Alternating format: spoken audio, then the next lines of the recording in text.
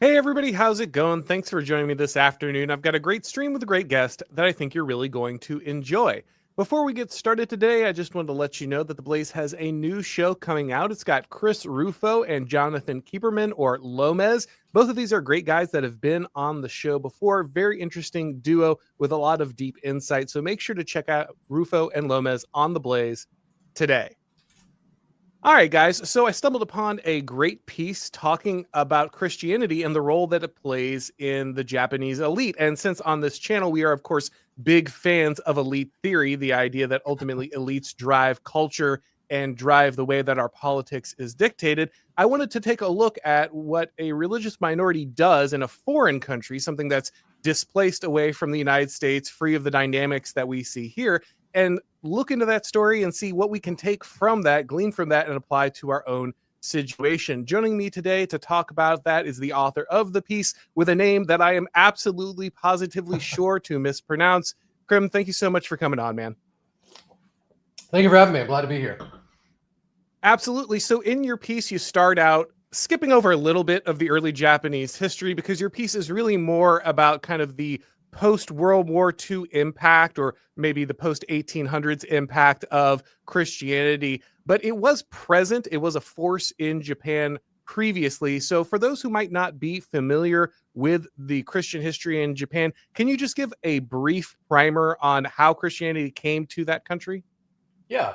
So in 1549, the Jesuits arrived in Japan. Francis Xavier led a voyage to Kagoshima. He had some Japanese intermediaries he recruited. He got a bunch of early converts. There were language problems, like translating God as a Buddhist term was a weird thing. Then they had daimyos, which were the leaders of little regions in Japan, start converting. Omura Sumitada converted. They opened up ports like Nagasaki. I think it's the big one that they opened up. And they started allowing in trade. They started having a lot of conversions. And those conversions intertwined with Portuguese trade for all sorts of things, and specifically firearms. The people who embraced Christianity gained access to firearms, and that was something they really, really liked. In 1568 to 92, you had Oda Nobunaga being tolerant of Christians, mostly because he didn't like his militant Buddhist rivals, and he figured the Christians wouldn't actually be much of an imposition on him. He never converted, but he allowed institutions like the Azuchi Seminary, or I'm probably mispronouncing it, Azuchi or something like that. Then in 1587, Toyotomi Hideyoshi issues this order saying that the missionaries have to go. He gets concerned because there are, at their peak in this period, there end up being 300,000 Christians in Japan. I'm talking about Japanese Christians out of a population of 15 to 20 million. So potentially 2% of all Japanese were Christian at this point. Skip forward a few decades. The Shimabara Amakusa Rebellion happens in the 1630s. The tax cruelty revolt with some Christian elements. 37,000 people get killed. And the shogunate excludes basically all Europeans, except for the Dutch at a certain port, from coming back to Japan. And they force all the Christians underground, and they become the Kakure Kurishitans. I'm probably mispronouncing it. But they have to hide their religion. So there are very few Christians left in Japan after this. And the ones who remain hide everything. So we have this early period where there's Christians coming in, they're bringing new technology, they're bringing new culture, they're good trade partners. Obviously, the fact that you can adopt this religion and suddenly gain access to a massive military advantage is a huge incentive for people to start converting. And this is scaring a lot of Japan, right? One of the things that people look at Western culture and they say, oh, well, once something new comes by, once you get this evolution in technology, you kind of fall under the metaphysics of the washing machine, to borrow a phrase. You're going to end up in this progressive scenario that inevitably draws you towards kind of this technological and cultural revolution. But actually, there are many instances in history, and this is one of them, where a people decides to actually kind of smash that, to cut off ties to the outside, cut off the trade, to cut off the revolutionary possible cultural forces inside their society, and kind of try to go back to their way of life. Now, it's interesting because we're going to see different versions of this later on in the Japanese story, but I just want people to recognize that while we assume there is an inevitability, and perhaps there is as we get deeper into this story, but there are periods where people can and do suppress these type of cultural evolutions. Now, as a Christian, Yeah. I'd prefer it not be of Christianity, but as an objective observation of the way that elites can limit this type of access. It's a very interesting scenario because this is far from the only situation around the globe where leaders at first find a religious minority useful in displacing and opposing other rivals inside their country, inside their power system, but then suddenly find that ultimately they don't actually like the continued presence of that interest and that force being cultivated inside their society. Yeah, I mean, it's true. Under Iemitsu in the 1620s to 30s, he started systematically oppressing the Christians. He surveilled them. He set up neighborhood watches against them. And they did the fumii, the stepping on Christian holy images to expose believers. They wanted to crush the numbers, and they succeeded very, very readily. It can be done. So then let's look at then the reemergence of Christianity. If it's so thoroughly suppressed, we have all of these attempts to drive it underground. Why does it return the way that it does? Yeah, so the return happens a few hundred years later. It happens more than 200 years later in it kind of starts in the 1850s, 8 to 60s. The thing that really gets it going again is the arrival of Commodore Perry. And for those unfamiliar, Commodore Perry was a U.S. Commodore who went to Japan and told them, you have to open up. He said, no more isolation. You are going to start trading with us. You are going to start letting like Americans, Westerners, all of us in. We want to interact with your country, which is a bizarre set of demands, very well worth reading about. It's an interesting thing to go and force open a country. But that's what he did. And shortly after that went into effect, the Tokugawa, the long-standing regime, fell and the Meiji state began.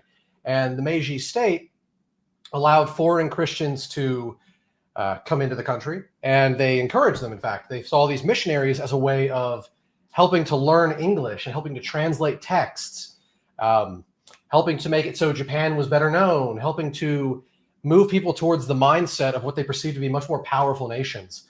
They thought that a lot of these values that were kind of brought up within Christianity were a means of making the West powerful initially. They thought that like the way they were powerful because, they're so individualistic and universalistic and they accept all these different things and they're open to technologies and they're open to things that we should be open to.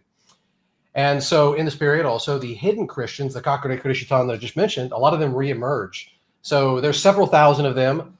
They come out of the woodwork and they flock to urban areas and they're like, we are Christians, and however they're pronouncing it. They have like a distorted faith. A lot of them have mixed it with Buddhist stuff, and they've got like household god sort of things going on in there. And it's very bizarre, but some of them actually did come around and become normal Christians. As soon as they came in contact with the missionaries, they like realized, there's a possibility of like continuing our faith here and doing it right. And so they actually did that.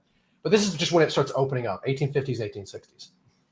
So this is a period that a lot of people refer to as gunboat diplomacy. And one of the really interesting things about this development is the philosopher Nick Land kind of talks about the way that capital revolutionizes different nations, and that tradition is really acts as a barrier to proto-capital, to keep it from becoming liquid, moving across borders, dissolving identities, introducing modernity. And what he when he references the gunboat diplomacy, he talks about it kind of ripping the rods out of a nuclear reactor, right? It just, once those traditions are gone, once those cultural barriers are gone, then all of a sudden the entire thing just accelerates extremely quickly, right? So once that traditional regime falls and those traditional ideas about how society should be organized fall, all of a sudden Japan is opened up to the idea that these other countries have become far too powerful, right? If someone can pull up and just put a superior naval vessel off your shore and totally revolutionize your entire country, then you've lost sovereignty by closing yourself out of the world's development. And this is a real problem for people who ultimately look at technical revolution and say, I'd like to stop this, right? Like, I want to put up these barriers and protect my country. This is often called the tank problem. Guys like Alul eventually recognized that as technology develops, if you have just sectioned yourself off from this, you're going to fall behind your rivals. And so everywhere and always, power and technology are an arms race. And you have the scenario where the Japanese are really just had that put to them at the finest point you can with a cannon. And so you have this scenario where they either adapt and they update, or they get completely mauled. And of course, this is happening in tandem with China basically falling behind in this, losing its sovereignty in this scenario. And then Japan says, well, we don't want to end up like China. We don't want to end up this backwater that gets ruled by all these Western powers. So we need to catch up. And so what you have is a revolution inside and outside the form, where you have all of the government needs to change, all of the technology needs to change, and an openness to Western information, Western learning, Western languages. And all of this is tied, of course, to Christianity, because that is what runs through all of this. So all of a sudden, you have a scenario where Japan needs to modernize as quickly as possible, and the only people who can ultimately teach them the things they need to do that are the Christians. Yeah. Now, can I remark something on the difference between China and Japan here? Absolutely, please do. There's some very important differences that are institutional. So China is massive. They're huge. They are unified in large part because of the persistent threat of invasion from the steppes. It's been a historical thing, and they've been locked into big dynasties that actually don't govern very much. So the dynasty, for example, might try to enforce hukou, and then it fails. Or they might try to enforce blah, blah, blah, whatever restrictive law. But generally, the restrictions you see in China are limited, very, very limited. They collect their tax revenues were a small pittance of the total tax revenues collected in England, the Netherlands, France, because the regime was just so weak. Their government had so little to it because they're a huge realm. And to govern a huge realm with pre-modern state technology requires you to make a lot of concessions to leave people relatively free. So when they start introducing railroads and such, when they start introducing Western technology and incentives for people to interact with these people, they also introduce incentives to revolt, to question, to try to break away from the regime that has been. And the Chinese state actually started to suppress the production of railroads because railroads were aiding tax revolts. They were aiding people who wanted to blow up this central regime. And they couldn't do anything about this. The choice they made was, okay, we have a weak state. We are going to, instead of adopting this thing and facing all of the problems and potentially getting knocked out of power, we're going to just limit it. We're going to stop. We're going to weaken ourselves and not develop. And then it leads to more problems down the line. Japan, on the other hand, I think they're really comparable to Germany. They have tons of little domains that are effectively like the Kleinstaater in Germany, the little states. And in the pre-modern world, your state capacity scales with distance. So if you have a small state you can manage, you can be totalitarian in that state. But if you have a large state you have to manage, in order to manage it, you have to federate a bunch, have lots of little lords doing things, and then that leads to its own problems. Or you have to be very, very lax, like the Chinese were. They just didn't govern very much because they couldn't, or else they would lose their power. The Japanese had small domains governed incredibly rigorously and incredibly strongly. For hundreds of years, people were registered to a certain domain and not allowed to leave. Their families weren't allowed to leave said domain. It was incredibly restrictive. And they were set up to actually adopt all that new tech because they could go and suppress tax revolts. They could go and put down, and they did. I mean, they put down the samurai. So that gives you a great illustration of the difference in institutional regimes here and why this kind of mattered for the early adoption of this tech, the interactions with Westerners and all that. So when you talk about them entering, the new missionaries returning back in, you emphasize that they are restricted to the cities. And this is something, if you look across different domains, you make the comparison later on in the piece, but I'll make it now. Jewish people across Europe are often pushed into different mercantile pursuits, banking, educational pursuits, because working the land was considered something that belonged to the people, right? That land ownership is what was honorable, that farmer's life, that's what made you a member of the community. And so because Jews were often considered set apart, they weren't allowed to participate in that, own land, be a part of those professions. And so they get forced into these more academic and urban pursuits. Similarly, here we see Christians who I would contest part of this, by the way. Okay, well, fair enough. That's often the way that it's crafted, but go ahead. Botticini and Eckstein, in their book, The Chosen Few, they actually reviewed this theory by looking through all the compacts for different areas in Europe where Jews were allowed. Because when Jews arrived, you would set up a Jewish compact, and that would define what Jews could do, what their duties were, things they were limited from. And they couldn't find the evidence to support this idea of Jews being locked out of farming. That actually seems to have been something that emerged post Martin Luther as a big belief, because Martin Luther famously wanted to put shovels in their hands and force Jews out of the professions they were in into other ones. And somehow people over the ages got that confused with Jews being not allowed to take part in those professions when Bottigini and Eckstein couldn't find the evidence that they were actually not allowed to do that. So do you feel, I don't know if you're familiar with Thomas Sowell's theory of kind of the minorities, or the minorities that are allowed to operate. Do you find that fallacious then? You don't feel like he was correct about that understanding? I think he had lots of good things to say, but there are some historical facts that have been clarified with more recent scholarship. And I think he could have easily been misled by earlier stuff. So I don't take any fault with him. He still had great theories and stuff, but a lot of the details are incorrect. Yeah. Okay, interesting. Well, that's definitely good to know. I guess either way, this is, according to your piece, what happened with Christians. Not that they were banned from necessarily, but they were encouraged just to stay inside the cities. And them being inside the cities meant that they were going to be eventually the more influential people, because the urban centers were going to greatly grow in influence, given basically the Industrial Revolution that's going on inside of Japan. And this means that when they are there, they are some of the few people who are able to speak English, to teach different Western traditions and understandings. And so this becomes a place where a lot of the new, more educated expert class is going to have to filter through. And that means they, of course, are by osmosis going to be contacting with Christianity far more than they would have been if they were, if Christianity had been spread out anywhere. Most definitely. And I can actually draw the analogy between Jews and the early Christians a little closer. So Jews became a literate religion after AD 63. Some people contest this and say, oh, it happened earlier, oh, it happened a little later. Doesn't really matter. It's all, everybody agrees that it happened before Islam was a thing. So we all agree on that part. And that's the part that actually matters. So in AD 63, that's generally the date I accept, because that's when Joshua ben Gamlah's decree that all Jews must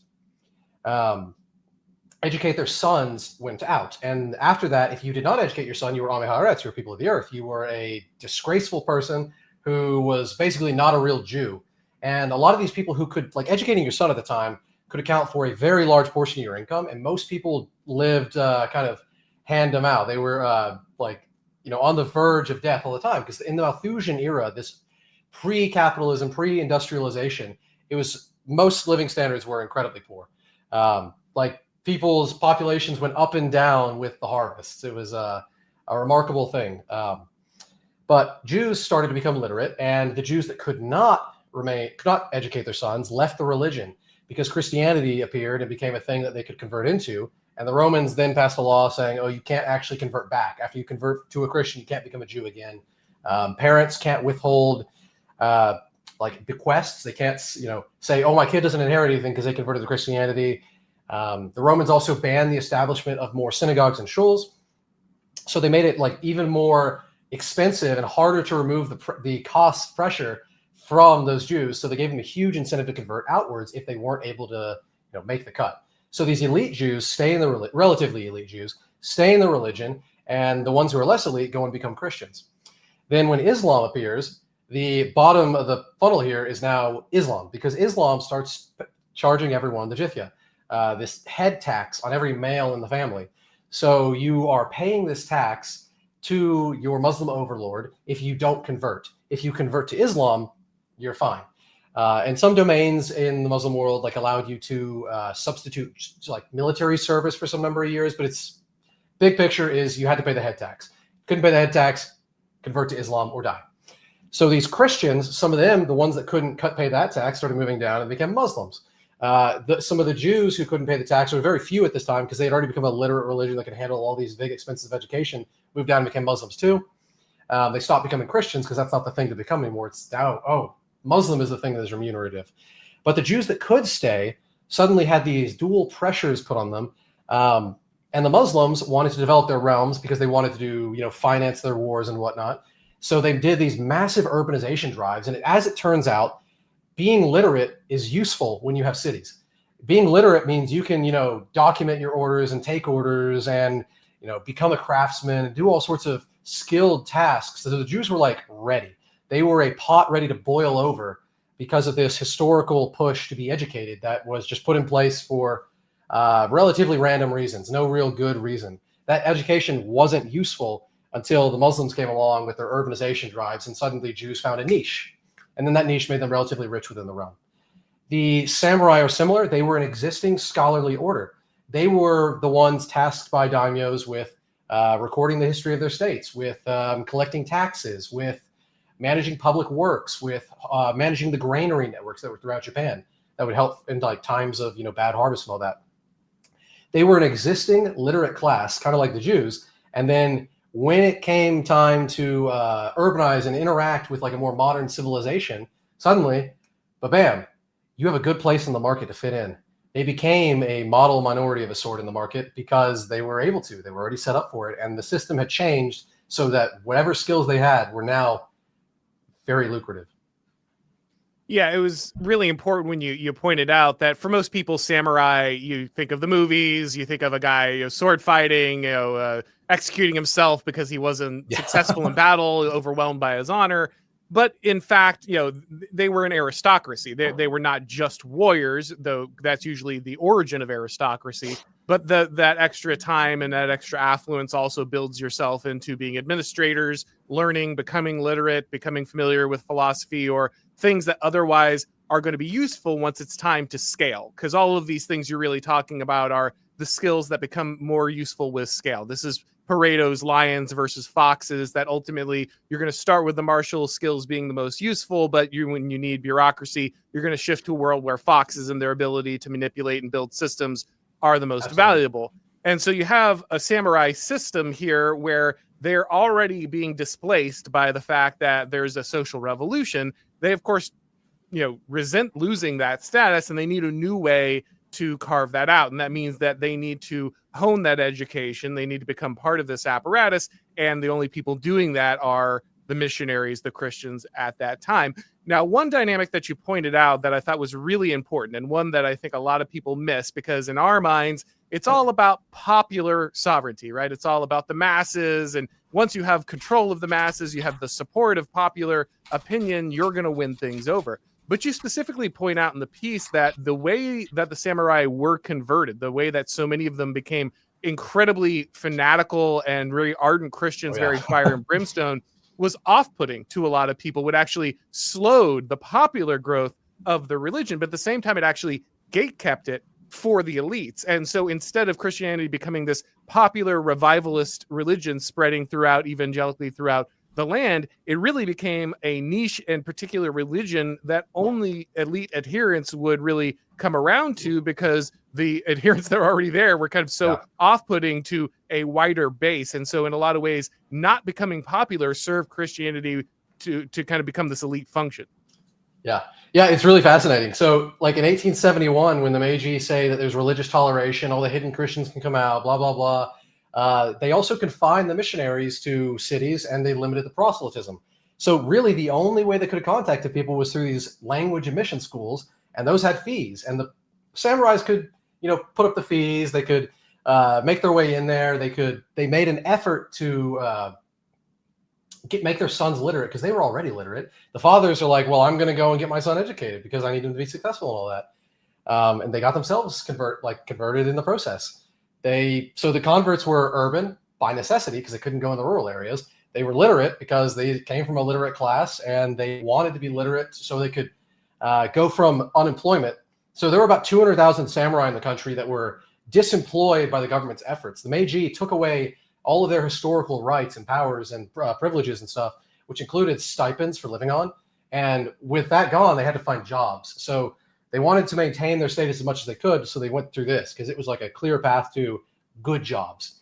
And so everything became urban, literate, tied to Western educational pathways. And because they hated the state so much, they actually really liked all the sort of implied antipathy Christianity has for the way Japan was governed before, because Christianity does emphasize universalism, and it emphasizes individuality and God not having a predestination in some branches, not in all, but like in some, like you have to make for the non-Calvinists out there. Yeah.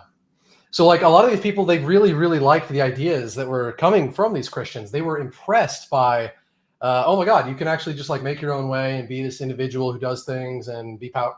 Great, I love it. And they also tried to convert some of their friends. So like some of the samurai knew like, oh, well, my buddy here, you are also a samurai and you're also upset with how the government has treated us. Why don't you come and get your son educated here? And why don't we go to the seminary? And why don't we go to not the seminary, the schools? And why don't we learn? And why don't we take part in this? And then they spread it within their small, elite, and resentful circles. And this made the religion just incredibly, incredibly elite. Because it was picking from an already elite. And they were elite not because they had things. They didn't have things. They had things taken from them. They were elite because they had that mindset and that breeding and that way of being that had come into place over 1,000+ years.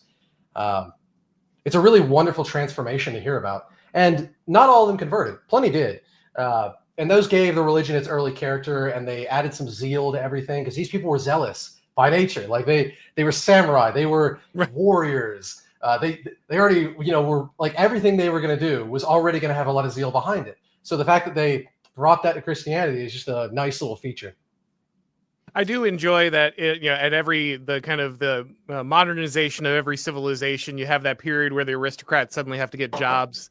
And sadly, it always seems to turn them into managers. But that has been the pathway over and over again. So one of the other things you talk about here is the cognitive stratification, that what becomes very important is to go out and drive the best and the brightest into the city. So it's not just that cities are organically becoming more powerful because of the way the government works, but they're going out into the hinterlands. They're trying to find the best talent.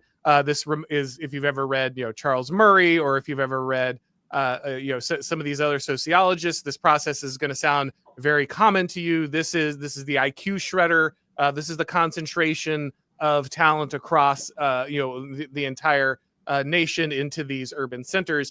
And so that's also increasing the power of Christianity, because it's not just this specific particular class that had become urban that suddenly Christianizes, but anyone who would have been promising, would have had leadership, would have had high intelligence or agency is being pulled out of those rural provinces into these specific areas where education is occurring. And so you're not just securing Christianity as the elite faith now, you're basically like just systematically ensuring generationally that it will stay that way, because there is no other elite talent being left in other areas that might have not Christianized.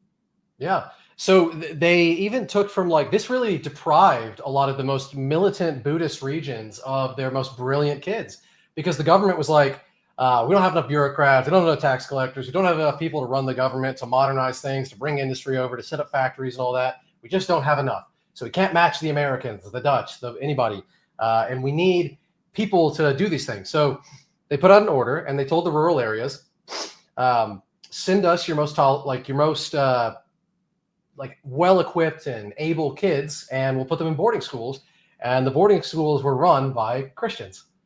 The Japanese government had not yet established their own boarding schools. So they, at a very high rate, even relative to the conversion to the samurai, they converted these elite kids from out in the country in these urban areas away from their families into Christianity. And they just made it a very elite religion. It's a really, really amazing development. And it just kind of favored the establishment of a very elite faith that was very exclusive and was very confined to a small area. And they also alienated these people from their rural families, because now you're a Christian and your father's a Buddhist. Well, might as well stay away from that. Might as well marry an urban girl and help to continue the faith that you have adopted here instead of back where you're from. All sorts of things just kind of compounded this. Right. And in another way, we can, another comparison we can make this is probably currently modern Catholics in the United States.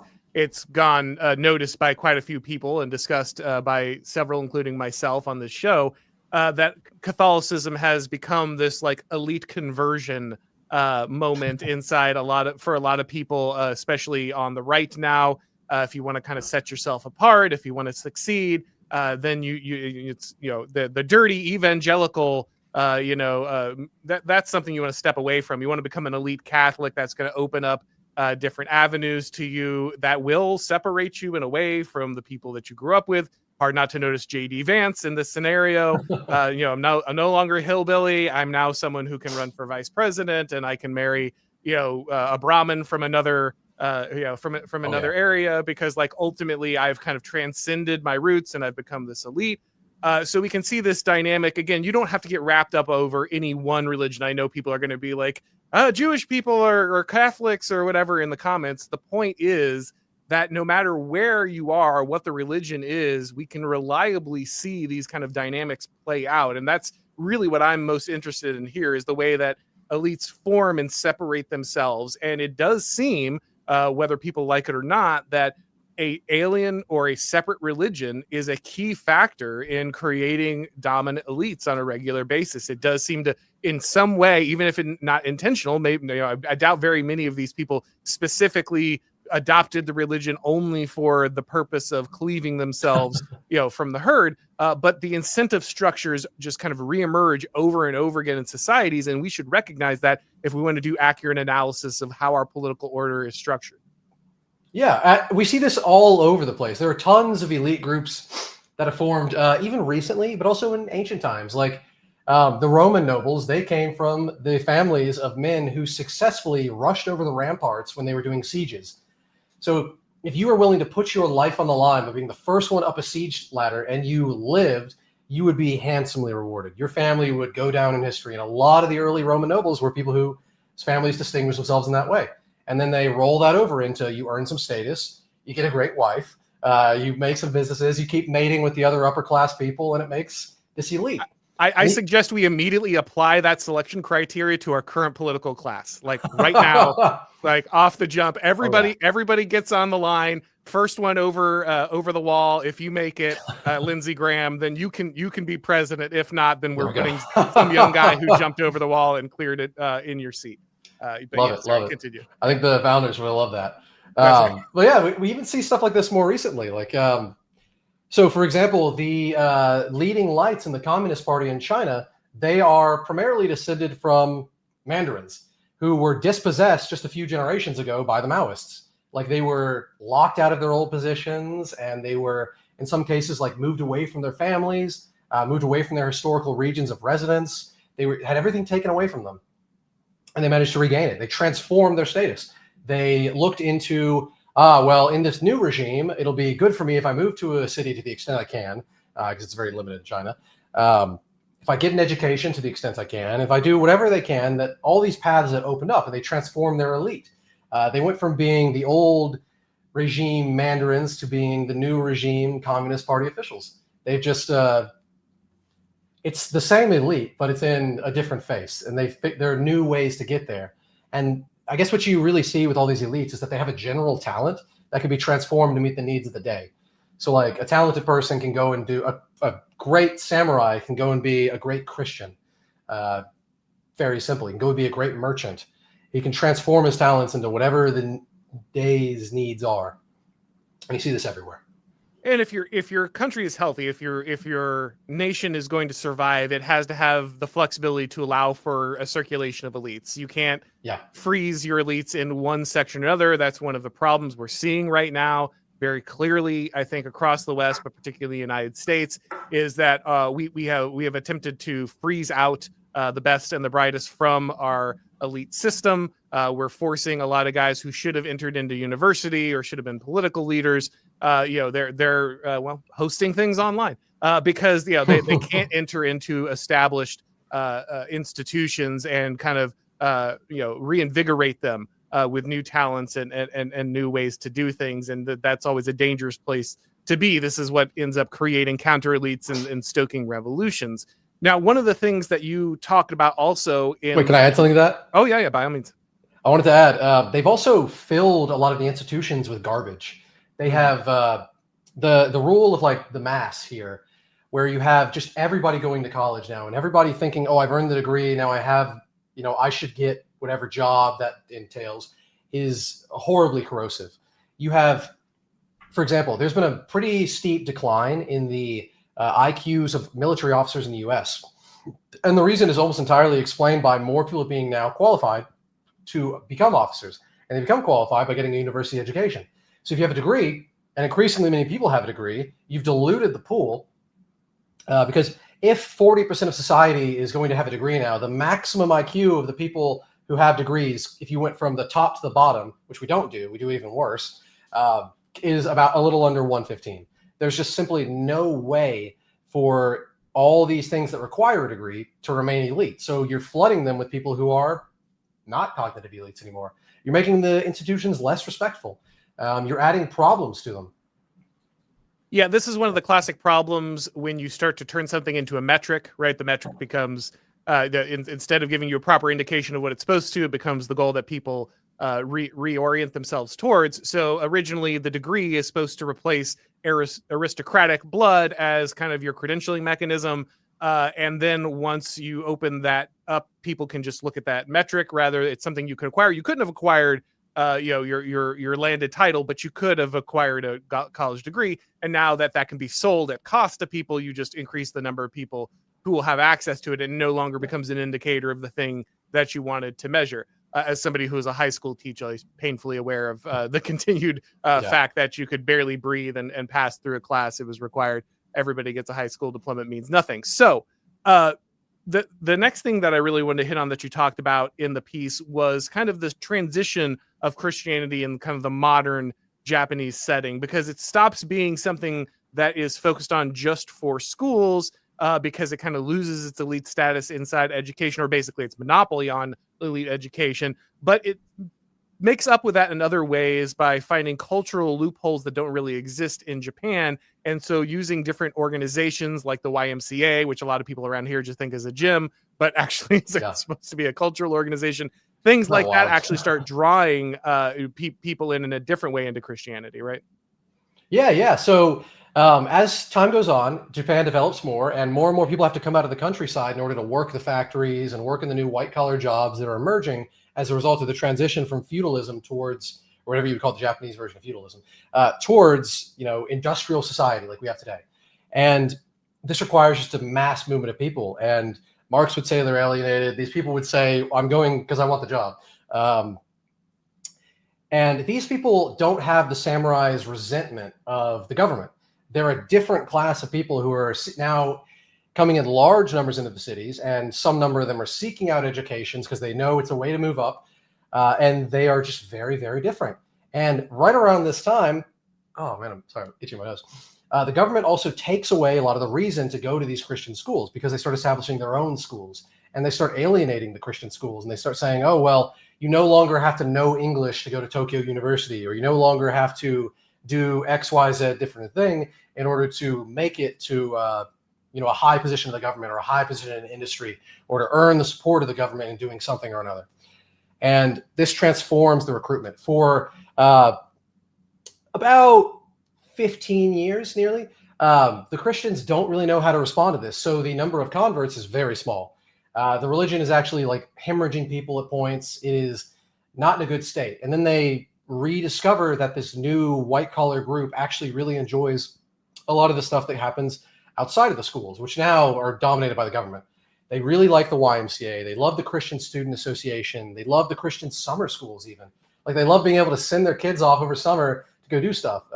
And they find like modern reasons to do that because they are essentially modern now. So like the parents need more time in the day to do work. Great. The school only has them for a certain number of hours. Well, they can spend more hours going and doing those Christian things. The government hasn't offered an alternative to this. They've offered nothing. So the Christians fill in the little gaps there. And this leads to more and more conversions. And it leads to more and more contact with Christians. And it leads to just the modern rise of Christianity before, we get over to World War II era. So we have this scenario where a lot of the little platoon type stuff, the kind of the small voluntary associations that de Tocqueville talked about, kind of get transferred over into Japan. The situations and they are really excel in the modern era, as you say, because you need to kind of find more time to work in these scenarios. You have all these spaces that ultimately would have not been filled in the traditional Japanese culture, and Christians come in and kind of fill those spaces, and there's no alternative in Japan. I think you even pointed out at some point they have to end up banning religious practice in schools because this is starting to like create so much tension, right? Yeah. So the government doesn't allow even the Christian schools to allow people to like participate in prayer during school hours. They become really alienating towards all this, and that's more in the time when they were like actively not able to convert many people, when they had a lot of trouble with it. The government eases up on that after they feel secure in themselves, because a lot of what the government was doing when they came to they accepted, then they reviled, then they became tolerant of Christianity again. It was a short, like, just a few decades period. And a lot of it had to do with the fact that they felt insecure. A lot of the contemporary accounts emphasize that the Japanese nation is upset that they're not getting the recognition they want. They're not revising the unequal treaties that have put them at a disadvantage relative to Western nations. They are upset that they're not considered to be like a first-class nation in the world, one that is, just as capable in its own right, just as able to assert its own cultural uniqueness and whatever else. So they ban all this foreign influence again. And it seems like a common thing in Japanese history is they ban a lot of foreign influence all the time whenever it appears to be making headways in Japan. I mean, Now, we saw an this with the first ban. Yeah. Now, an interesting thing, of course, you start off the piece with is that so many of the post-World War II prime ministers are Christian. I think you said something like 20%, even though they're only 1% of the population. So wildly disproportionately represented there. Now, the first thing that popped into my mind, and you didn't quite touch on the piece, so I'd like to pick your brain about it here. What level of the American occupation is responsible ultimately for that reality? I would say not very much. They didn't Okay. explicitly promote Christians into these positions. They didn't make much of an effort. There was a lot of like Presbyterian stuff going into Japan afterwards, but they didn't really have much of a say in who got elected where. Christians often were in good standing with the U.S., but like that didn't really stop people who were in bad standing from getting in the government either. So I would say not too much. And a lot of these people are much later. Like it's interesting that like they've continuously had this presence even up until the most recent prime minister before the current one. So what is it? 7 out of 35 of the prime ministers before the one that just came in a few weeks ago were Christians. The post-World War II ministers, and like it was like 9 out of 40 something before that, or 50 something, if you count the like pre-World War II ones. And I don't think this had to do with promotion of anything, because often these people will hide their faiths. So there are actually a good number, relative to their population size, of Christians who are elected officials in Japan, but they don't say it. They keep it hidden. It is something to admit, because there is still anti-Christian discrimination. You still do get the second looks and everything, and you still do get people like losing employment opportunities and whatnot in Japan because of their Christian faith. So people hide it, and we would probably, if we had an honest count, find more Christians than we expect in a lot of really elite positions in Japan. But for the ones where we do have any level of indication of how elite it, or how elite, like an elite position, and how Christian it is, it does seem like Christians are overrepresented, but it's probably more than we think. That's 7 out of 35 is probably, it's the lower bound, and there are probably more. Yeah, it is interesting. A lot of people don't think of a place like Japan as one that would have a high degree of Christian persecution. Obviously, less now than there was before, but of course, they were killing Christians. They were driving them underground. A lot of people, just because Japan releases a lot of cute cartoons now, they forget that, like, no, they were like raping their way across China and like murdering like lots of like very very good at oppressing and dominating and genociding people. Japan has a far more violent history than I think a lot of people will kind of place on them today. Just look at a lot of the early artistry about Christianity in Japan. A lot of it depicts the 26 martyrs of Nagasaki, where they crucified 26 people in Nagasaki. Eerie.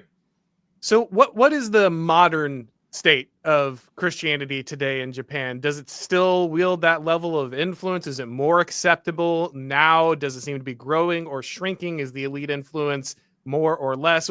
How would we assess its modern development? It is definitely more acceptable than it used to be. I think we can all agree on that in a very broad sense, because they're not getting pushed. Nobody's getting crucified. Yeah. No more crucifixions. That's so definitely more acceptable. There are a lot more quasi-Christian cults than there used to be. This is a mostly post-World War II development. So you have like the Moonies, for example. And I know actually, I'm shocked by the number of like prominent accounts on Twitter who post about like fertility and such, who are actually whose parents were, even if they're white people, were members of the Mooney cult. Like it's wild. This is the Unification Church thing, and this is like I don't want to insult it by calling it like a perversion of Christianity, but it's some sort of bizarre Christian ripoff. I don't know how you would describe it, but it's a weird. Honestly, I don't know enough about the Moonies. If you want to share what you know, by all means. Like, I know they exist, but that's about all I know about them. Yeah. So Korean guy, surname Moon, which is common in Korea.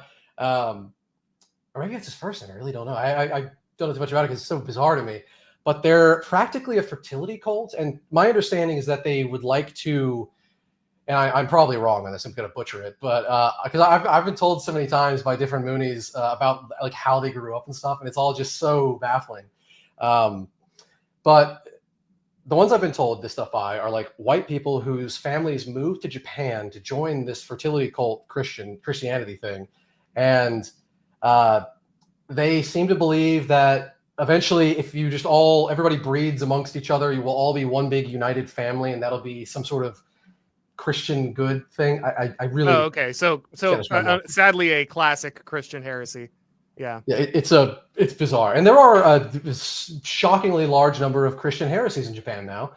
They have small membership individually, but and small membership in total, but I think they're a growing portion of all of the Christians in Japan, because Christianity in Japan seems to be not as like. Well, let me give you a contrast. So in Taiwan, their Christian population has a pretty high fertility rate. It's above replacement, if I recall correctly. And at TSMC, a lot of their guys who work there are Christians. And I believe they have had, and I don't know if they still have, the requirement to at least believe in a God. And like young guys, Christian, probably going to have a lot of kids. That would be a faith that grows at least in influence, if not in the exact like total numbers or proportion of the population. I don't think you see as much of that in Japan. I think they're actually somewhat declining or stagnant.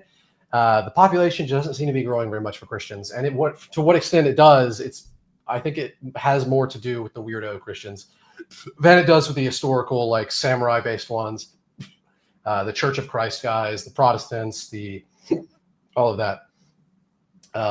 So it's not a huge thing. It's less than 1% of the country. Well, I would certainly not encourage anyone to be in a fertility cult, but given Japan's fertility rate, you can kind of see why there might be some demand, that could be met there. But that said, this has been a fascinating walkthrough. I think this is a really interesting way. Like I said, you can come at it from the outside. You don't have to impose all of the American or Western dynamics and baggage. You can just see the way that religious minorities, faith, elites, literacy, scale, urbanization, modernity, all these things interact to drive elite formation. And then, of course, we can take, I think, some of those lessons and transplant them back to where we are. So I really appreciate you writing this piece, because I thought this was a very interesting way to take a look at this topic.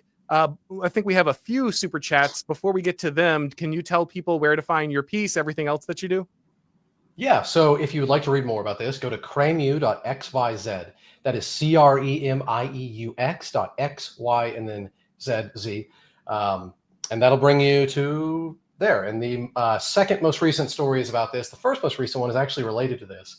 It's about general class sorting, where societies that are free enough, they tend to have people who are like, for example, if you are smarter than your dad, you tend to move up. If you are less intelligent than your dad, you tend to move down. It's a very common thing. And what makes the Japanese Christian thing like fit with this is that they became distinct. So when you add that distinctive element, that natural class sorting that occurs in society because of whatever pathways we've set up to achieve success, it becomes this creation of an elite. It becomes this creation of an in-group that can actually, augment this their eliteness, because they might breed amongst themselves or support each other. Like a Christian might help another Christian, and that can make them even more elite and give them more opportunities. And you can translate that upwards. So like, for example, there's a really cool paper. It used data from Norway and Great Britain. They had these big biobank scale data sets, and they found, it was super fascinating. There's a birth order effect on success. So people tend to be more successful if they're earlier in the birth order. So like firstborn sons tend to be more successful than later-born sons. And this isn't just due to inheritances. This occurs before inheritances even go out. This is a thing that is related to like how they're reared, and it's an environmental effect. And this gets translated into genes because those firstborn sons, they manage to get somewhat better wives. And those wives tend to be a little better off genetically. So like, for example, they'll have a polygenic score, a predictor of, skill, capability, whatever, that is a little higher than the ones you'll see for the spouses of the later born sons. And just this class transformation, this structuring of eliteness is a universal thing that is, I don't know if it's typified anywhere, but it is just universally on display. And it's fascinating. And I think I'll be writing a lot more about this with different groups in the future. Excellent. Well, like I said, this piece in particular is great, but I'll definitely check that one out because it continues to be a topic I am definitely interested in. And guys, if you are interested in it as well, you should definitely be checking out his work. All right, let's see here. Oh, well, no, it's not super chat. It's just a donation, but we'll put that up there. Thank you very much, Blood-Based. Appreciate that quite a bit. Very All nice. right, guys. Well, we're going to go ahead and wrap this up. Once again, thank you so much for coming on, man. It's been a fantastic conversation. Great talking with you. If it's your first time on this YouTube channel, guys, you need to subscribe, click the bell, notifications, all that stuff, so you know when we go live. If you want to get these broadcasts as podcasts, you need to subscribe to the Auron MacIntyre Show on your favorite podcast platform. And if you do, leave a rating or a review. It really helps with the algorithm magic. Thank you, everybody, for watching. And as always, we will talk to you next time.